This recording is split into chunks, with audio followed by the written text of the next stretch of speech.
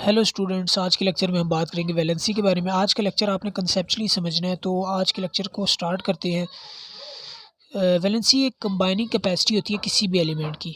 किसी भी एलिमेंट की कंबाइनिंग कैपेसिटी जो कि डिफ़ाइन करती हो, जो कि हमें बताती हो कि वो एलिमेंट दूसरे कितने एलिमेंट के साथ मिल सकता है, उसे वैलेंसी कहते हैं। ठीक है, अब वैलेंसी किस चीज़ पे डिपेंड करती है? ये डिपेंड करती है number of electrons in the outermost shell.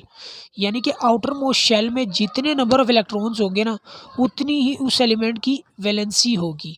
जैसे फॉर एग्जांपल हाइड्रोजन हाइड्रोजन का ये न्यूक्लियस है, ये आउटर मोस्ट शेल है इसका, और ये एक इलेक्ट्रॉन है जो कि रिवॉल्व कर रहा है आउटर मोस्ट शेल में। ठीक है, तो हाइड्रोजन की वैलेंसी क्या होगी? क्योंकि यहाँ पर एक इलेक्ट्रॉन है आउटर मोस्ट शेल में, तो इसकी वैलेंसी क्या होगी? 1। यहाँ पर मैंने लिखा भी है कि combining capacity of hydrogen is 1। Combining capacity का मतलब क्या है? वैलेंसी को ही कंबाइनिंग कैपेसिटी कहती है कि ठीक है, तो हाइड्रोजन की वैलेंसी 1 है। इसका मतलब क्या है कि hydrogen makes only 1 bond at a time, कि हाइड्रोजन एक ही बॉन्ड बनाएगा एक टाइम पर। ठीक है, ये आपको ये पता होगा ना कि जितने नंबर ऑफ़ इलेक्ट्रॉन्स होते हैं किसी भी आउटर मोस्ट शेल में, उतने ही बॉन्ड्स बनते हैं।